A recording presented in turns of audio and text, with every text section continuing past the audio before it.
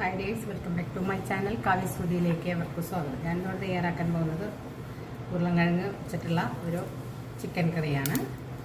അതിന് 3 ടീസ്പൂൺ വെളിച്ചെണ്ണ ഒഴിക്കാം. 2 ഇടത്തരം വലിപ്പമുള്ള സവാള ഇടാം.